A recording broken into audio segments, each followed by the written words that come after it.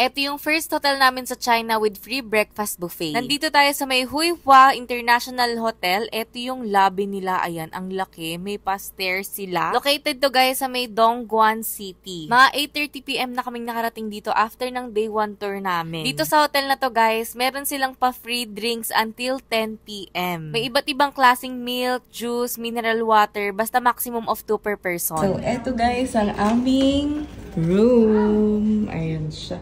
Grabe, ang laki. Ayan, dalawa lang kami dito. Tigisa kami ng kama na malaki. Tapos, meron dito malaking TV and may table. Tapos, eto yung view namin. Eto yung view namin. Ayan. Kita nyo ba guys? Yan ang view. Eto naman yung CR. Ayan. Walang bidet dito, guys. Tissue lang. Tapos, may telephone dyan. Tapos, shower. Ayan. And then, may salamin. May blower. Merong mga cotton buds. Pang-ahit. May toothbrush, and may pasuklay sila. Ayan. Then, guys, may bathtub. And then, may salamin pa dito ulit. Tapos, ano to? Ayan. Ewan ko ano ba to. Parang blower din ata siya. So, ayan. Yan lang. Ang lakas din ng tubig nila dito, sandaling-sandali lang mapupuno mo na yung bathtub. Syempre, may free towel na din, plus may hand sanitizer, may shampoo and shower gel na din dito, conditioner na lang ang dadalhin. May cabinet na rin dito para sa ating mga damit. Ayan, may pailaw siyang ganyan and may bathrobe siya. Syempre, dalawa yung bathrobe, pero magkaiba ng tela. Syempre, hindi rin mawawala ang slippers. Ayan, 'di ba? Kompleto din talaga dito. May mga ganitong palalagyanan din. Syempre, may hanger, tapos may vault para sa pera natin kung meron. May pa-rubber slippers din sila guys, pero syempre bawal iuwi yan. Then ganito naman yung saksakan nila dito. Ayan, may pa Type-C, USB, pa ganyan ganire. Pero syempre as a Girl Scout, meron kami laging dalang universal adapter. Gagawa ako ng separate video dito guys, pero ilalagay ko na yung link sa comment section para pag gusto nyo din. May pa free laundry din dito, ang Shala. Then ito naman yung view namin kapag umaga.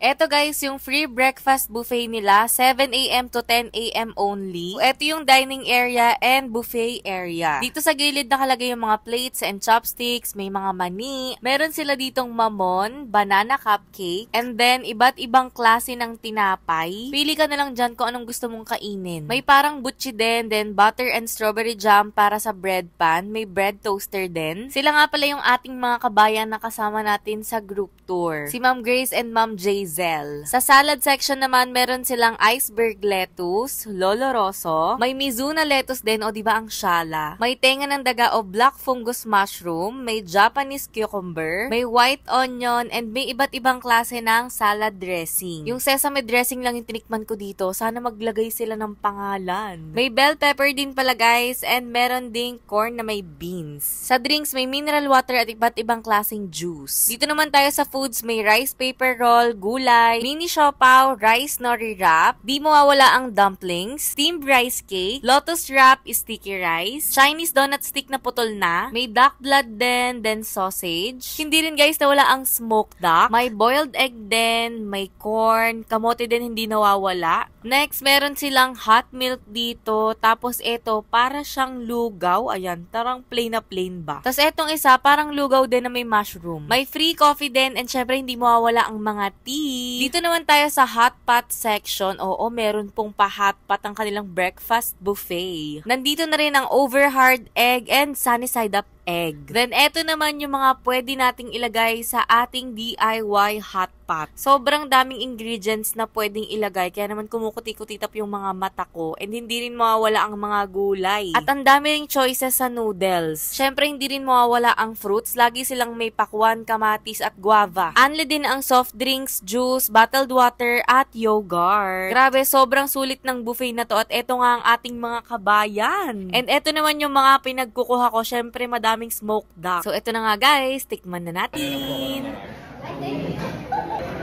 Grabe, ang sarap nitong smoked duck. Ito rin talaga isa sa pinunta namin dito, ang kumain ng duck at Peking duck. Medyo matabang lang itong sausage, pero bumawi naman dito sa dumpling. Ang sarap nito guys, tapos may corn siya sa loob. Lasang isa pa ganun. Hindi rin natin pwedeng palagpasin guys itong Chinese cabbage or bok choy. Ito yung lagi kong binibili sa Baguio nung dun pa ako nag-aaral. Next naman natin itong rice paper rolls. Wala siyang lasa guys, dapat pala meron siyang sausawan, ganun. Itong duck blood, masarap siya, melts in your mouth, ganon. Sobrang soft ba? Wala kang lansang malalasahan. Next, ang Chinese lotus wrap sticky rice.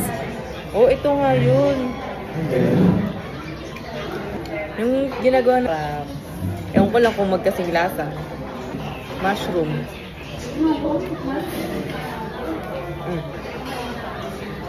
Parang rice lang sana may mushroom. Panalo din tong steam rice cake nila, pati yung color white guys. Ang sarap.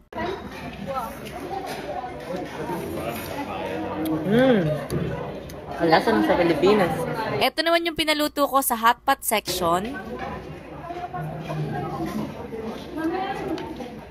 Lasang mushroom.